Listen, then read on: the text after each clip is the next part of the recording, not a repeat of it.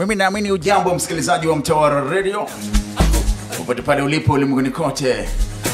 Tuna mipaka sisi, nyuzi zote 360 tunazikava bana. Good news ni kwamba bye bye Dar es Salaam. Leo bwana tuko kwenye mji mkuu. Huu ni mji mkuu wa Tanzania by the way, na watu wengi wamekuwa wafahamu kwamba Dodoma ndo mji mkuu wa Tanzania. Walichotufanya Villa Home Apartment, watu wanatamani kuendelea kubaki wapi? Dodoma. Bwana mimi natembea hoteli nyingi, nimeenda kwenye apartment nyingi sana, lakini hii Shikamo Villa Home Apartment.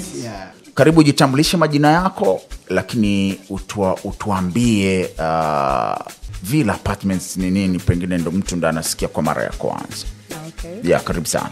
Asante. Kwa majina naitwa Victoria Donald Magala. Ni manager wa Villa Home Apartments. Ndio. Villa Home Apartments ni apartment ambayo iko Dodoma. Na kwa hapa Dodoma tuko Mlimosi, barabara mpya ya Mpama. Wow. Kuna apartment nyingi sana. Ndio. Nyingi sana, lakini kwa maneno ya watangazaji wenzangu, sisi tunasema hii ni kubwa kuliko zaidi. Kipi unajivunia kwenye umeneja wako kuwa Villa Home Apartment? Najivunia vitu vingi. Cha kwanza, Villa kama Villa. Tuna teamwork. Nina watu ambao sina haja ya kuwaforce wafanye kitu. From there to the security. Surely. Watu wa service. Even me. Sometimes unaweza kunikuta. I can see. Niko pale nasafisha madirisha. Wow. Kwa hiyo tunafanya kazi kwa team.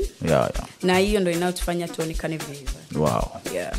Kuna mtu anakusikiliza sasa hivi, hajawahi kufika Dodoma, pengine yuko Tanzania ama yuko nje ya mipaka ya Tanzania. Anatamani kufika Villa Home Apartment. Kipi una cha kumwambia?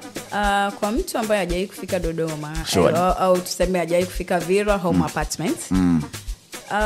Nikisema maneno mengi atashindwa, ataona kama naipamba vile. Lakini napendelea kwamba afike Villa. Ajione mwenyewe. Sisi huwa hatupendi sana kuongea kwa maneno. Tunapenda vitendo. Huduma zinazopatikana? Tuna huduma ya free wifi. Free wifi? Na haisumbui. Haisumbui. I can see. Alafu tuko na free breakfast. Hata wale watu wa single mbali na nyumba.